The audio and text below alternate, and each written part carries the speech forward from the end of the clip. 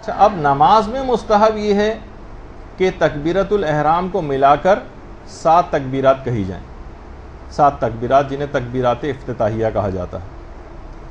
اچھا، بعض روایت میں ہر تکبیر کے بعد یا چند تکبیرات کے بعد کچھ دعائیں بھی ہیں جو کہ فی الحال ہم ان کو ذکر نہیں کر رہے، لیکن آپ تو براہ راست تاکہ اس پہ عمل کرنا شروع کر دیں، بس 6 دفعہ اللہ اکبر اللہ اکبر اللہ اکبر کہہ کے پھر 7ویں تکبیرۃ الاحرام کہہ دیں، اور اس کو رجا کی نیت رکھیں 6 تکبیرات کہتے ہوئے۔ اچھا، علماء یہ فرماتے ہیں کہ اگر کوئی شخص یہ 7 تکبیرات نہیں کہنا چاہتا، یعنی تکبیرۃ الاحرام تو کہنی ہی ہے، ملا کر 7 ہوتی ہیں، تو وہ 3 پر بھی اکتفا کر سکتا ہے اور 5 پر بھی اکتفا کر سکتا ہے، ثواب اس میں بھی اس کو انشاءاللہ ملے گا۔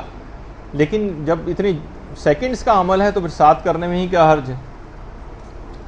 تو اس لحاظ سے علماء نے یہ بات بھی کہی کہ دیکھیے کہ رسول نے نماز کو مومن کی معراج قرار دیا، یعنی یہ بارگاہ ملکوتی میں پرواز کا ایک بہترین ذریعہ ہے نماز، اور پرواز کے لیے علماء عرفان کہتے ہیں کہ 7 آسمانوں کو عبور کرنا لازم ہوتا ہے۔ جب بھی ایک تکبیر کہی جاتی اللہ اکبر، آسمان کا ایک پردہ کھل جاتا ہے، لہٰذا ان 7 پردوں اور 7 حجابات کو دور کرنے کے لیے یہ 7 تکبیرات کہی جانی چاہیے۔ باقاعدہ ہشام نے امام موسی کاظم علیہ السلام سے روایت بھی بیان کی ہے، اللہم صلی علی محمد۔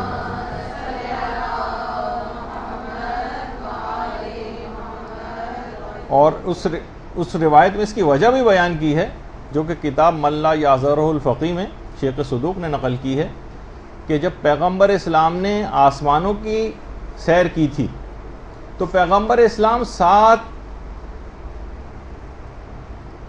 جو ہے وہ پردوں کو کراس کرتے ہوئے پہنچے تھے، اور ہر حجاب اور پردے کے نزدیک آ کر ایک تکبیر پڑھتے تھے، اللہ اکبر یہ کہتے تھے، اور ان تکبیرات کے وسیلے سے پروردگار عالم نے پیغمبر اکرم کو اتنی کرامت اور بلندی تک پہنچا دیا کہ بالکل انتہا سے زیادہ اپنے قریب کر لیا۔ تو اگر مومن بھی ایسا کوئی کام کرے اور یہ 6 تکبیرات یا 7 تکبیرات کہے، تو اس طرح سے اس کی وہ نماز وہ تمام حجابات کو چاک کرتی ہوئی معراج پر پہنچ جائے گی۔ اور حضرت امیر المومنین علی ابن ابی طالب علیہ السلام نے اللہم صلی علی محمد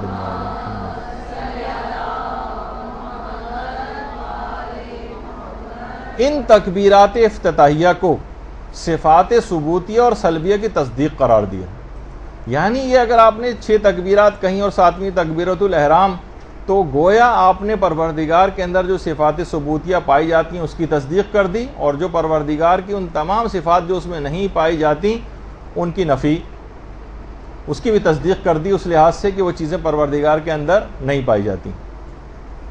تو یہ خود کتنا بڑا ثواب اور فائدہ دلوانے والی چیز ہے کہ ان تکبیرات کے ذریعے آپ کی نماز اتنی بلندی پر بھی جا رہی ہے اور آپ صفات ثبوتیہ اور سلبیہ کی تصدیق بھی کر رہی ہیں۔ اور اس کا ایک بہت بڑا فائدہ فضل ابن شازان نے حضرت امام علی رضا علیہ السلام کے حوالے سے بیان کیا۔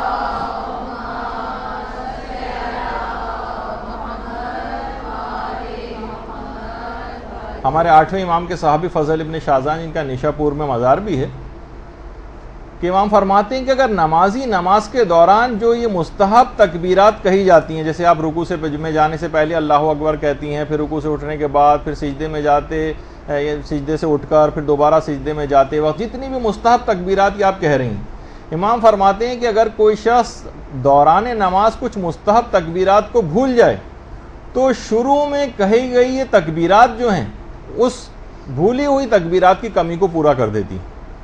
تو بہت بڑا فائدہ یہ بھی ہے کہ دوران نماز اکثر یہ ہوتا ہے کہ انسان تکبیر کہنا بھول گیا، وہ مس ہو گئی اس سے، تو شروع میں کہی گئی یہ 7 تکبیرات اس کمی کو بھی پورا کر دیں گی۔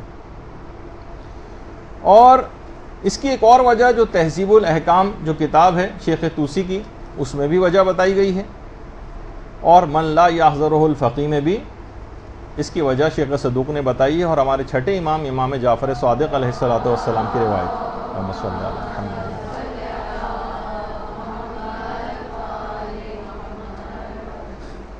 چھٹے امام فرماتے ہیں کہ ایک دفعہ پیغمبر اسلام نماز کے لیے کھڑے ہوئے. امام حسین علیہ السلام اس وقت بہت چھوٹے تھے, بہت چھوٹے.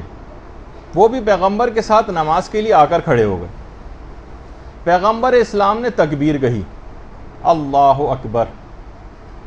امام حسین نے تکبیر نہ کہی یا تکبیر کو صحیح طور پر ادا نہ کر سکے کیونکہ وہ عمر میں بہت چھوٹے تھے, صحیح طور پر ادا نہیں کہی.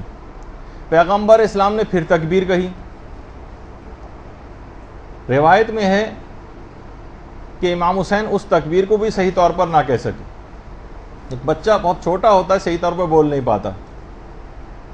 رسول تکبیرات کہتے گئے اور منتظر تھے کہ امام حسین علیہ السلام کب صحیح طور پر تکبیر کہیں گے. پانچویں امام نے الگ سے بھی ایک روایت میں یہ بات بیان کی ہے کہ امام حسین علیہ السلام نے ابتدا میں بچپنے میں بولنے میں اتنی تاخیر کی تھی کہ پیغمبر اسلام کو امام حسین کی قوت گویائی نہ ہونے کا خوف پیدا ہو گیا تھا. یہ پانچویں امام کی باقاعدہ روایت. خیر, پیغمبر اسلام تکبیرات کہتے گئے یہاں تک کہ جب پیغمبر نے 7ویں تکبیر کہی تو امام حسین نے بھی کہا اللہ اکبر, بالکل صحیح طرح سے. اس وقت سے یہ تکبیرات افتتاحیہ مستحب قرار پائیں. درود بھیجیے محمد علیہ وسلم.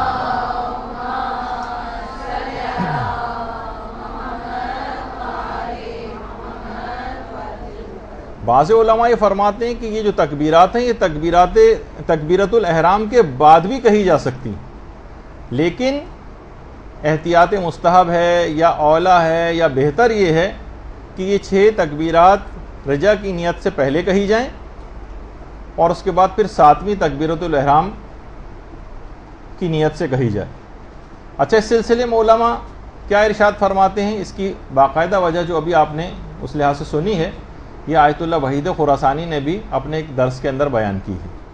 روایات تکبیرۃ الافتتاح رو بخوانید. چرا 7 تکبیر؟ سر 7 تکبیر چیه؟ 7 تکبیر چون حجب 7 حجابه. 7 تکبیر معین شده. چه شد که معین شده؟ ریشش این بود که ایستاد به نماز پسر خردسالی که روز عاشورا سکش به نام او خورده آمد کنارش ایستاد. پیغمبر فرمود الله اکبر, این پسر هم گفت الله اکبر.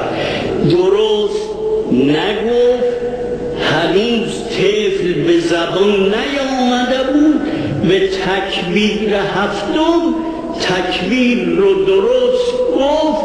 جبرئیل نازل شد گفت تکبیرات سبعه باید باشه تا حجب به این تکبیرات خرق بشه.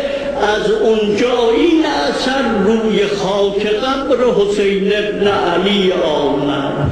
این امام حسینه. این چنین او را بشناسیم, این چنین به مردم معرفیش کنید. شاید نظر لطف فرزند